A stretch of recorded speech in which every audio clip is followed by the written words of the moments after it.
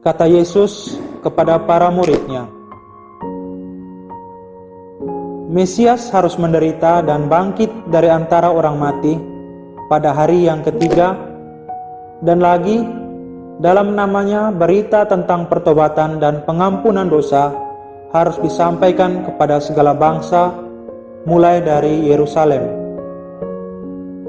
Kamu adalah saksi dari semuanya ini.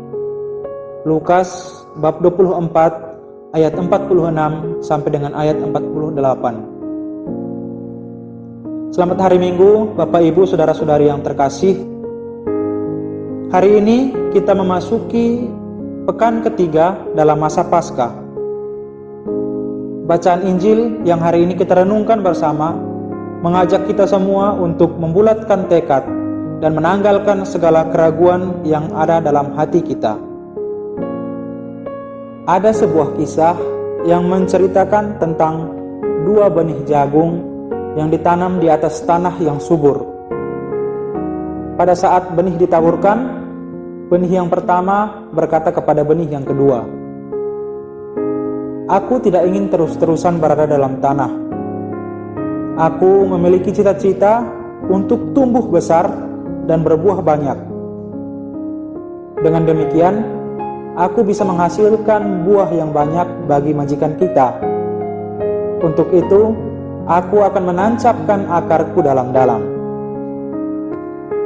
Sementara itu, benih yang kedua berkata,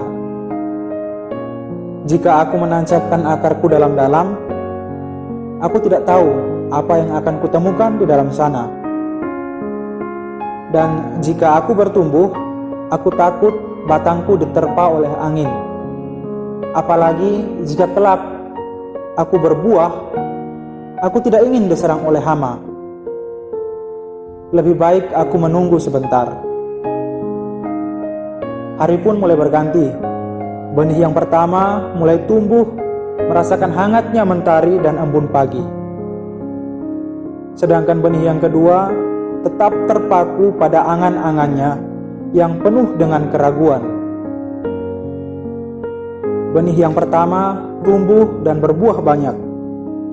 Sementara itu, benih yang kedua tetap menjadi sebuah biji hingga akhirnya membusuk di dalam tanah.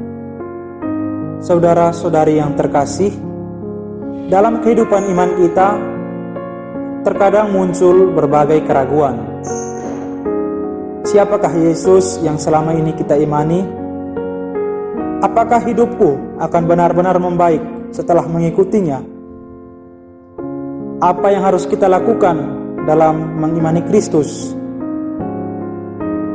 Lalu, apakah Kristus sungguh-sungguh berperan dalam hidup kita?